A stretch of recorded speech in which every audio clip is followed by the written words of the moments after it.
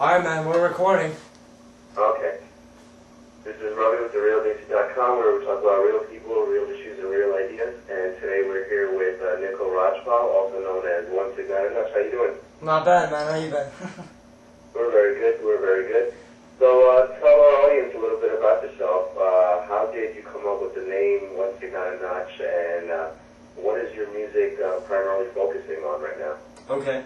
Well, my name is Nikhil Rajpal. I came up with the Signata Nach as something that was kind of neutral.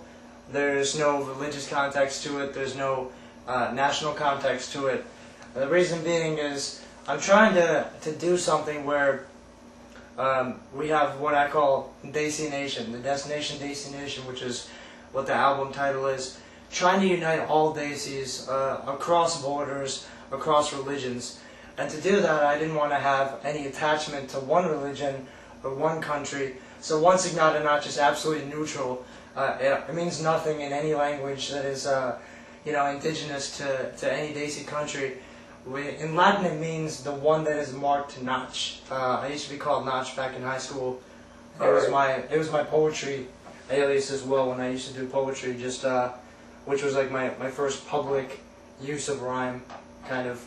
So about the music is, as I said, it's trying to unite a greater Desi nation. It talks about problems and issues that people deal with within the Desi nations themselves, within Pakistan, India, Bangladesh, Sri Lanka, Nepal, even Afghanistan.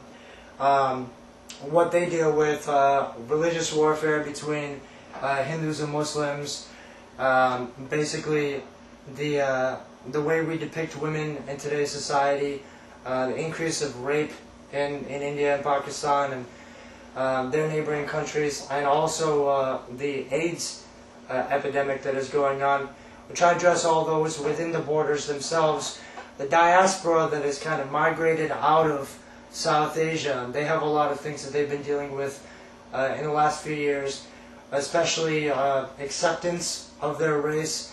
After 9/11, there's been a lot of racially motivated attacks, a lot of racial tension. The first track that we did a video for, it's called One Day.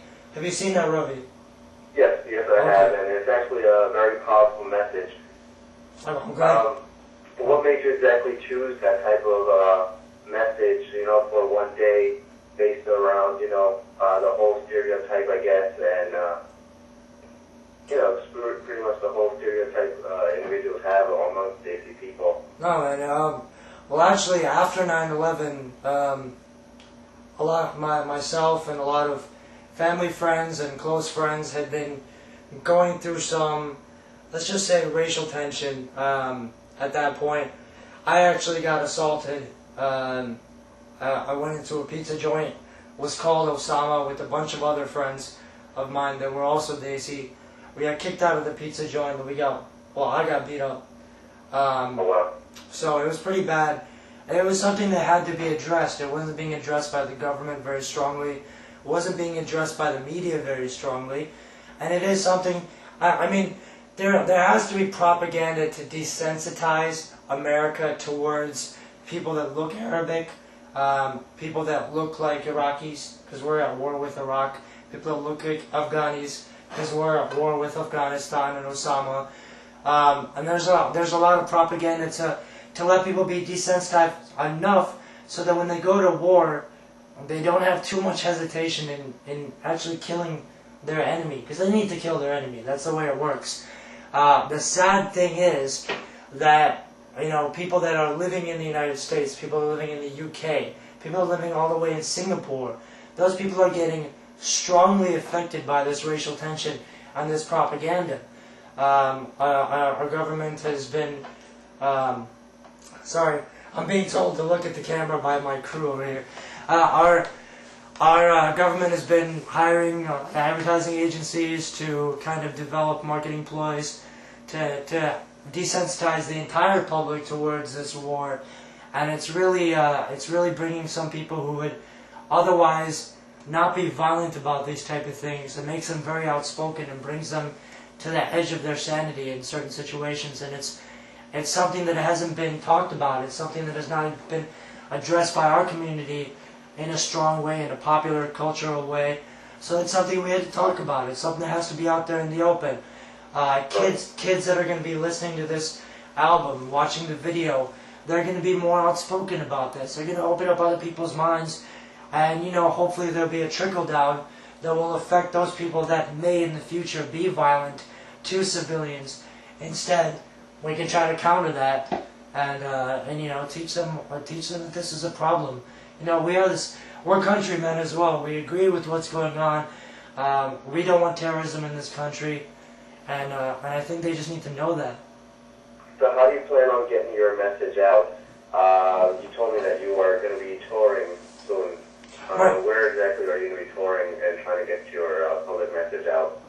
Well, we're doing a lot of things through obvious mediums, mainstream mediums. There's radio, television. We're trying to infiltrate UK, USA, Canada with mainly radio and television.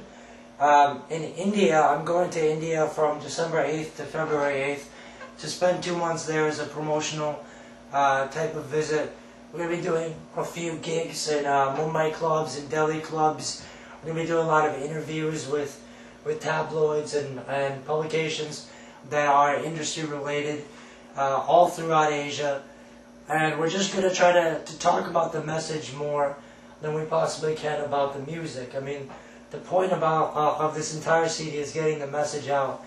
And it's a message-driven album, so it's something we can easily talk about. It's hard to talk about certain CDs when you're talking about, booty shaking or gunslinging, but we've got something that's pretty serious. So it's getting a lot of attention. It's picking up pretty quick, and hopefully it'll help change people's minds about these very important issues that affect South Asians. Definitely is. So who are your inspirations for behind this type of music? Now we know that you've experienced some racial profiling, racial beating, and stuff like that in the past. But in terms of like many other people, they use other venues such as politics to get into this field and try to get their message out. Why did you choose music to get your message out? Well, I actually did choose politics as well. I've been rapping since I was 6. My parents put me through quite a lot with working with piano and stuff. They let me embrace what I wanted to do, and they really put me to the test. And I did management at Boston University as well as marketing and finance. They wanted to prepare me for this type of venture in the future, where I could be doing something that's a little challenging, not very mainstream, and I would know how to actually pull it off as a project. So music has been something I've been working with since I was a kid. I started producing just about 3 years ago, but I've been rapping since I was 6.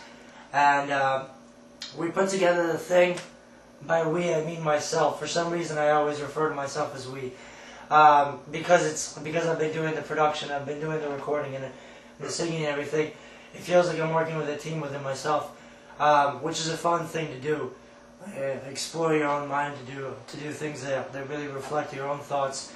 But I've been putting it together as music for a while. During the Kerry Bush election time, I had done a song for John Kerry. Bought a lot of Google AdWords campaigns. Had about 1,000 hits to the site, 600 downloads of the song, until one day I got about 23 or 24 death threats because I was a camel jockey, I guess that's what they called me. A raghead, sorry. And it was very racist. It was very threatening, and it was scary. It took down the site right away. Decided that going head on in politics with music is not the right way to do it. You got to talk to your immediate audience first, and my immediate audience are South Asians. They're willing to listen about South Asian issues, and that's something that was a little more achievable. And I admit there's less risk in it. I have a wife. I don't want anything to happen to my family. I got to do things in a way that we cultivate a movement instead of just shocking people into hatred. So. Right. I totally understand that. So where can our audience learn a little bit more about you? Your website and stuff, where can they actually log on? Well, if you go to the website is www.represent1, spelled out records.com. There's also onesignata.nach.com. They are mirrored sites, so the exact same thing. You can watch the video of One Day. We just put a video up of One Day the Remix, which is more of a hip-hop styled version of the same track. We will have another video up soon for Ache Rung and Ache Rung Remix. You can listen to clips of every track. You can read bios. You can see other articles that have been done on One Signata Nach and Represent One Records. You can really get in touch with what's been going on lately. I mean, that's the best way, man. Okay, and we thank you very much for your time and wish you the best of luck on your tour and Absolutely. get your Thank you. message out there. Thanks, man. I really appreciate it. And good luck with everything you guys are doing. Thank you. Take care. All right, we're done with the interview, Nick. Alright, man. We're all set. That was great. So